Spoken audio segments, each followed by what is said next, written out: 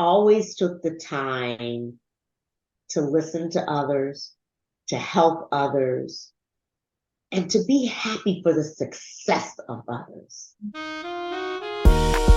It's the Self-Care for Success show. Meet your certified life and book coach, Joanne Dean. Greetings and welcome to the show. Today's guest is a champion caregiver, executive business coach, and thought leader. Please help me welcome Miss Vicki Hamilton to the show.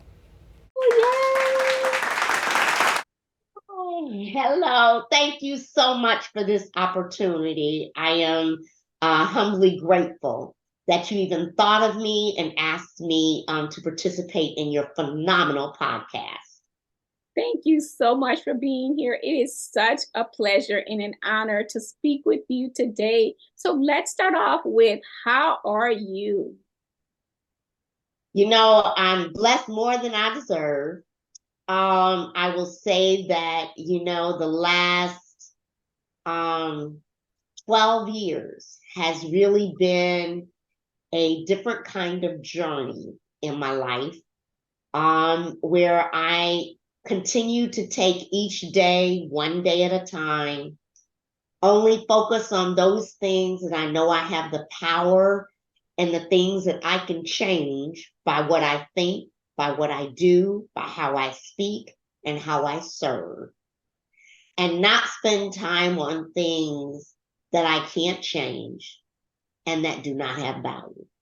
So with all of that said, again, I am blessed beyond favor, and I appreciate the obstacles as well as the sunshine that has come through each and every day. So I'm doing well.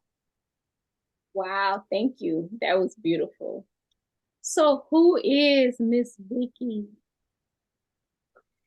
Well, it's interesting when people ask that question, because a lot of times people define themselves and they begin to talk about their career and their professions and all that. That's not who I am. My job doesn't define me.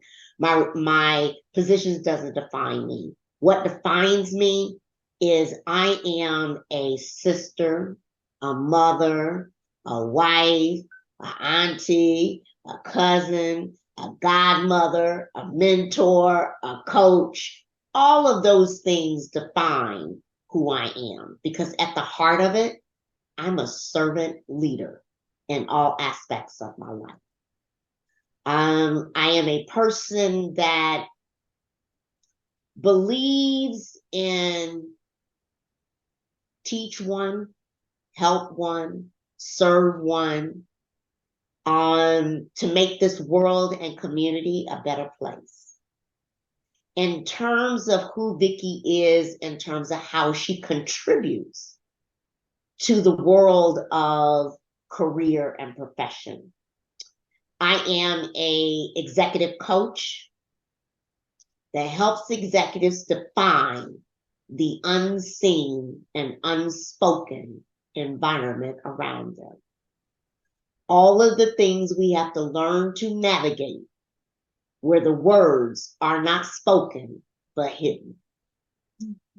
And through that, I also am a business coach that truly believes every business can have scheduling freedom and financial freedom. Because at the end of the day, our job, our careers are to help to provide a means for us to survive and live.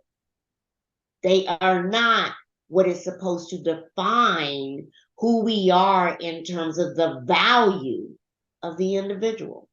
So I truly believe that business owners and people alike are looking for that scheduling freedom that they can have to do what they want to do, but have the financial stability in order to do it. So companies hire me to find 6-digit a top line revenue in 45 minutes or less without spending any additional money on advertising and marketing. That's how I contribute to the community. I love that. Talk a little bit about what has inspired this journey for you. Well, It's interesting. They always say, make a plan and God has jokes. Because what you think you're going to do doesn't necessarily be what you're going to have or what's going to happen. I have been very blessed from a career journey perspective. I started out in technology at a time when there weren't a lot of women, much less blacks in technology. So I was always one of the only, and having to fit into a male dominated industry and environment, right? Where I didn't see a lot of people who looked like me, male or female. And had to tread the waters, had to be advocates in a lot of ways for being the first to help to embark upon change. So as I went through my career, I was blessed and fortunate to be promoted every 2 years, my entire career. But I never looked for that title. I never looked and said, oh, I need to be promoted here, promoted there. It just happened. I just happened to either be in the right place at the right time, or there was an opportunity that opened up that they needed someone to fill the role and they put me in. Now, I'd be lying if I said sometimes I wasn't in those roles because they thought that they could get a figurehead of having a minority and a woman in the role, but they quickly found out I'm not one just to occupy a chair. I deliver. And I want to have value and I want to contribute. So I stayed in the technology field for my career and actually ended up going into the media and entertainment industry for the longest part of my career. I was in that industry for about 17 years. I was in multiple industries prior to that. But then as I worked in the business community and worked in corporate America, I was responsible for a lot of the business alignment of technology investments to the company, what we invested in and what we didn't. So a lot of my job, not only doing that, was running digital media technology organizations, was that we had to be fiduciary responsible. So there came an opportunity where I ended up having to work myself out of a job because the best thing to do was to do some consolidation of organizations in order to have more efficiency. So I did. When I did that, it was during a time where, it was recessions and jobs at my level weren't happening every day, etc. But you couldn't have told me I wasn't going to continue to be a corporate girl. That was my strategy. I was like, look, I'll go find me another corporate job, my problem. And God said, knock, knock. That's what you thought you were going to do. I got a new plan for you. I need you to go on a journey of working for yourself because I need you to be a caregiver. Now, you've been caregiving up to this time, but not directly. I have a brother-in-law that we've been doing some caregiving for the last, 23 years, but not directly. This time it was going to be my mama was coming to live with me. And my mother and father were still married, but I was taking on some caregiving to help her see some specialists for some health challenges and things she went through. Well, needless to say, she came and did so well, she turned around and was back to her old self. And she's like, I'm not going home, I'm staying here. I don't want to leave. I was like, praise God, okay. And my daddy was like, okay, I'll just continue to visit back and forth. Until one day he said, hey, wait a minute, I can't do this anymore. I'm coming to live there too. Health challenges began to take a little different of a turn, required a lot more caregiving, required a lot more of my time, to where I was doing that the majority of the time while working projects on my own time. So I was very involved and consumed all throughout the day and weeks. I did that until the Lord said, okay, I got another one for you. My father had a first cousin. He said, well, I want you to caregive for him too. So now I got my brother-in-law, my cousin, my mama, my daddy. I'm like, okay, whatever you say, I'll go do that too. So I did. My mother ended up dying in January 2019. My father ended up dying in September of 2019. And then my cousin ended up dying in March 22. My brother-in-law is still with us and we're still caregiving. So the journey that I have been on is not a prescribed journey I thought I would be on, but it was the journey that God intended for me to take.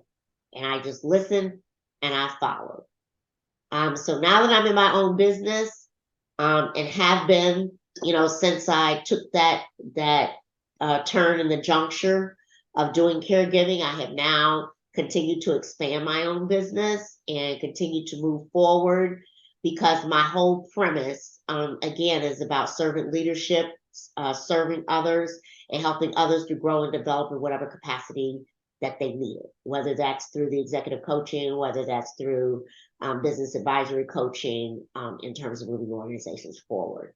And because I'm a technologist by trade, I do a lot of coaching on the technology side for companies where applicable, at when opportunities present themselves. But as we're going into a mode where companies are very protective, and budgets are very hard and times are very hard as they're looking at the economy moving forward, those opportunities aren't there as much as they used to be. So my primary focus right now has been on executive coaching and business advisory coaching. Wow.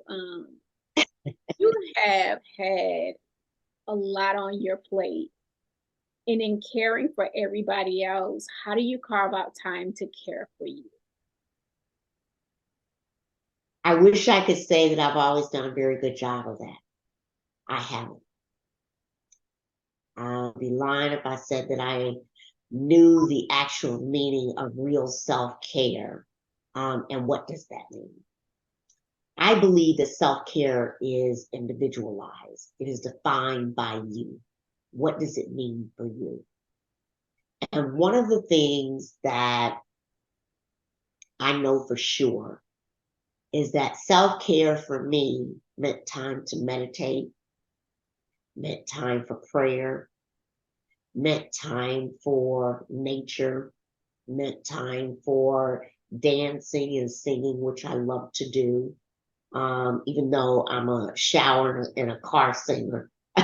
But self-care meant being able to relax. I love water. I love beach. I love pools. I love sunsets. I love that environment. So what I learned is that as time went on in my life, I had to carve out some time during the day for at least one self-care item. And as I always have been a woman of faith and prayer, I prayed all the time, regardless. So that was always on my list. But having time to really self-reflect and meditate, I didn't do. So I took 15 minutes a day and just added it to my calendar. So I said, I'm gonna do prayer time, and I'm gonna take my 15 minutes for meditation. The other thing I didn't do is I didn't do a regular routine of exercise. And it took a girlfriend of mine that saw the stress and the pressure and all that I was under as I was caregiving, that invited me to go work out with her. And little did I know she saved my life. Because the mental and the emotional freedom for that 1 hour, not exercising, but listening to the music while I was exercising. I love music. I love dancing. And that music while I was exercising allowed me to regain energy and mindset that I had lost. And so it was because of her that I started a regular routine. And thank God ever since, I haven't stopped. I go 5 days a week religiously. My family knows the time I go. They don't ask any questions. It's a routine. It is what it is, but that's my time. And I hate exercise. Let me put it out there for the listeners. I hate exercise. I hate working out. But I know I need to do it for my physical body. But more importantly, it was the mental health of being able to just escape in the sounds of the music as I was moving. So I continue to do that for my self-care. And I will tell you, it's the best thing I've ever done. And I thank her every time I see her for just encouraging me to do what I said I wasn't going to do, because I hated exercise. I was like, I'm not going to do that. I hate that. She was like, just come and go with me once. And that first day I went, I was like, oh God, I'm so sore, I can't move. She said, come back the next day, we'll work out the soreness. I was like, no, but then it was the company. And then I enjoyed being with her. And then the next thing I knew, it was a freaking habit. I didn't ever want to, it was like, okay, what music playlist do we have today? And that's what drove me. But it helped me to really see the importance of self-care and what it was doing for me mentally and emotionally. I love that. I love that. And it encompasses everything we kind of talked about off camera too, which is the sisterhood and the accountability and the iron sharpening iron. And you just so eloquently talked about all of that. You captured it in that story just now. So kudos to your friend. But I was going to mention that I have been watching you on social media and I do see that body. I said, look at this Vicki. Vicki working it out. Made me take my game a notch. Well, I don't know about the body changing so much, but what I say is, as I tell everybody, just move. It's just about movement, just move. So I don't know that I have that body, but I will say that I do what I can to eat well and to keep my body moving. As you know, my biggest dream is I'm gonna have a 100th birthday, and I'm gonna have a party, and I'm gonna be dancing on my own 2 feet and having a good time celebrating my 100th birthday. But if I'm gonna get there, I gotta take care of myself in the meantime. So that's my goal. Thank you for sharing that. I love that. And it's true. We don't have to like doing it, but we love the results that it brings. That's right. So that's incentive right there for us to get out there and move. And like you said, self-care looks different for all of us. So figure That's out exactly right. if it's dancing, then dance. Just put on some music and dance in your room. That's right. Mm-hmm. That's right. Yeah, that's exactly right. All means move your body. Yeah. Absolutely. Yeah. So you talked about being an executive coach, being a business coach, working in corporate America, being a caretaker. What does Miss Vicki want to be known for? You know, I pray that my legacy is always that I did what God asked me to do, keeping my hands open, not only to receive, but to continuously give. And I hope my legacy shows that through whether mentoring, coaching, guiding, leading, partnering, providing strategy, whatever it may be, that, and to know that there's enough out here for everybody. And if we just lend a hand to help somebody that we can help, we've made the world a better place.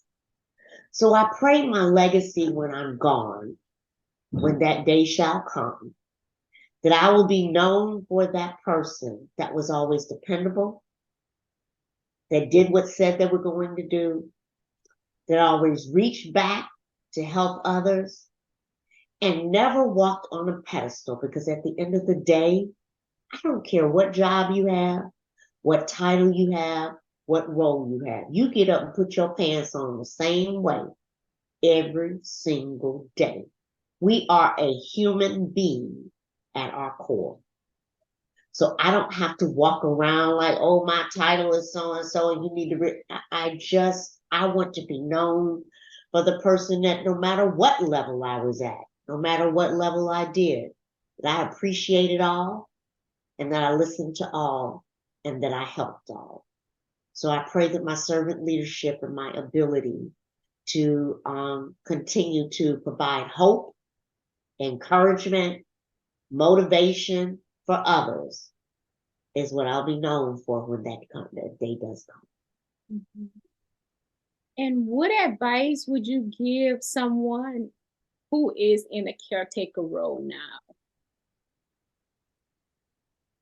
There are several things I would tell a caretaker. And number one, as a caretaker, it's hard for people to relate if you haven't walked in the shoes because it is intensified as you're caretaking and you're going through the emotional grieving process through the caretaking process. Because as a caretaker, you know that there's certain things you can control, certain things you can't control, but you're watching it, you're seeing it, you're experiencing it, you're right there. So I would tell any caregiver a couple of things. Number one, self-care is not an option. It's a must-have. And I don't care how you do it. I don't care if it's 15 minutes a day. I don't care if it's, walk outside the house and scream if that's what you need to do for 15 minutes. I don't care what it is. But self-care is critical. Number two, find other caregivers to talk to. Because walking in those shoes and experiencing those things, people just don't relate when they haven't walked them. They don't really understand what it feels like, especially, if it's a parent, a sibling, somebody you're really close to, this family that you're watching go through these transitions and changes. And all you can do is sit back and say, I remember when, right? I remember when it used to be like this or like that. So talk to other caregivers. And thirdly, don't be afraid to reach out and speak to a therapist or someone you need to talk to relieve it. Because you think you're Superwoman, Superman. You think that, oh my gosh, I can do it all. It's okay. I'll get through this. But you can bundle things up and then they're in the root of your core. And one day it blows up. Especially when there are family dynamics that come into play and you think, oh, my siblings ought to be doing this or my siblings ought to be doing that, or no one else is coming to help, it's all on me, or why did I get chosen to do this? I have to miss every event, I can't go to parties, I can't do things I used to do. All of those dynamics are feelings and emotions that are normal, but you need to be able to release in terms of going through the experience. So I would say if you need a therapist, get one. Best thing since sliced bread. Being able to talk to somebody who's not in the middle of it, who's not, having that emotional attachment to be able to help you work through what you're feeling and how you're feeling and mechanisms on being able to deal with it. And then talk to other caregivers who are going through the same point and reach out for information for help. Because I know today, even to this day, there are a number of people that have reached out to me knowing that I have done the amount of caregiving to ask for help. And there's nothing more joyful than to be able to give them the resources and the things that they need for help in terms of moving forward. Beautiful, beautiful. And so, speaking of reaching out to you, how can our listeners connect with you, receive services from you? What's the best way to connect?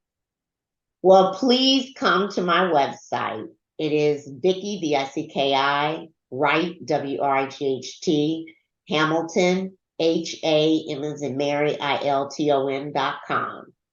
And reach out to me on my site. You can reach out to me on LinkedIn. You can reach out to me on my Facebook site under VWH Consulting. Whatever I can do to serve, however I can help. I do a lot of speaking engagements. I do a lot of keynotes. I do executive coaching, business coaching, and likewise. So if you need me, reach out. I will always respond. And look forward to the opportunity to continue to serve. Ms. Vicki, thank you so much for being here today. I know that something you said will definitely touch the hearts of our listeners and serve them in some capacity. I truly appreciate your time today.